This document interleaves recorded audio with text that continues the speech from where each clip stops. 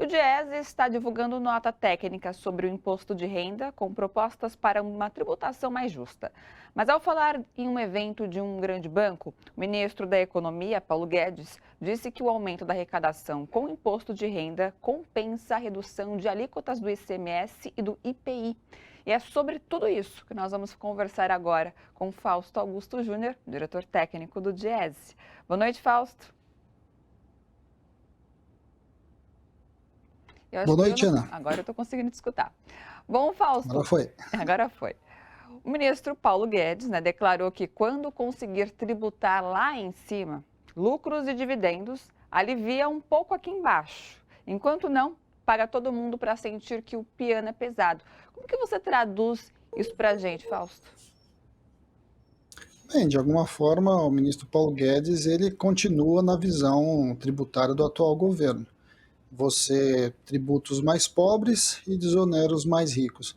A tributação, a desoneração que ele cita tanto, por exemplo, incidiu principalmente no preço da gasolina e não no óleo diesel. O óleo diesel, inclusive, hoje, um dos poucos momentos da nossa história, o óleo diesel custa mais do que a gasolina. E aí, gasolina beneficia os que têm carro, aqueles que ganham mais, e óleo diesel, por exemplo, aqueles que andam de ônibus, aqueles que precisam comprar, né, porque o óleo diesel está em todo o nosso transporte, acabam pagando essa conta, que é a política de preço da Petrobras.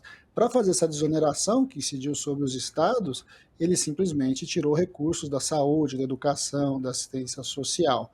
Esse é um pouco o recado que está dado aí pelo Paulo Guedes. De alguma forma, o imposto de renda sem os reajustes necessários, e o governo Bolsonaro não fez nenhum reajuste ao longo de todo esse período na tabela de imposto de renda, faz com que cada vez os mais pobres vão chegando nessa tabela. Hoje nós estamos falando aí menos de R$ 2.000, uma pessoa que ganha menos de R$ 2.000 já paga imposto de renda. Perfeito. E, Fausto, por outro lado, quais são as injustiças do sistema tributário apontadas pela essa nota técnica do Diese? O maior problema é que, primeiro, você tem ali uma taxa de isenção muito baixa, ou seja, nós estamos falando de pessoas que ganham menos de 2 salários mínimos e já começam a pagar imposto de renda, ou seja, a gente, de alguma forma, coloca os mais pobres para pagar imposto de renda muito, muito próximo ali.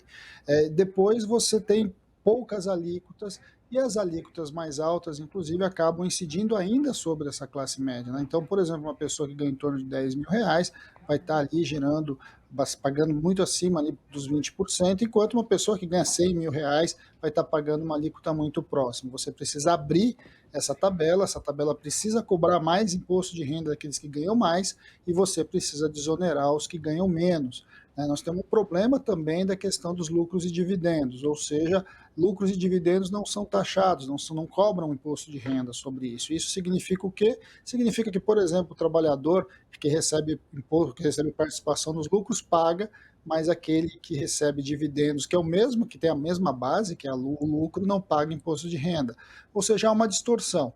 Os mais pobres pagam mais impostos e os mais ricos pagam menos impostos num sistema que, de certo modo, privilegia imposto sobre o consumo e não sobre a renda. E, Fausto, quem deveria pagar imposto de renda hoje? Eu já aproveito para emendar também uma outra pergunta. E como seria a taxação das grandes fortunas? Até para o pessoal de casa entender um pouquinho. Bem, se a gente corrigisse toda a tabela do imposto de renda, desde que ela não foi corrigida, né, vamos lembrar que o único período que a gente teve correção em todos os anos foi entre 2016 e 2006 e 2015. Em todos os outros períodos, seja no governo Fernando Henrique, seja no governo Temer e Bolsonaro, você não teve reposições efetivas da inflação. Se a gente recompusesse todo esse período, a alíquota de isenção deveria estar aí na faixa dos R$ 4.500, enquanto que se você tivesse a alíquota máxima acima dos 10 mil, quase R$ 11.000. Se o Bolsonaro corrigisse só o período dele, aí pegando 2021, a gente está falando uma correção de pelo menos 20%, incluindo a inflação desse ano, chegaria próximo a 30%, o que colocaria ali o mínimo, ou seja, a isenção próxima aos R$ 2.500. Quando a gente olha para ver, a gente vai vendo como que isso vai oprimindo, né, como que isso vai chegando ao imposto sobre os mais pobres. No caso do imposto sobre grandes fortunas, nós temos vários mecanismos para fazer isso, né? A primeira coisa, nós temos que tributar a renda dos mais ricos. Aqueles que ganham mais precisam pagar imposto de renda mais alto. E quando a gente fala ganhar mais, nós estamos falando de R$ 10.000, nós estamos falando quem ganha mais de 50 mil, R$ 100.000, por exemplo.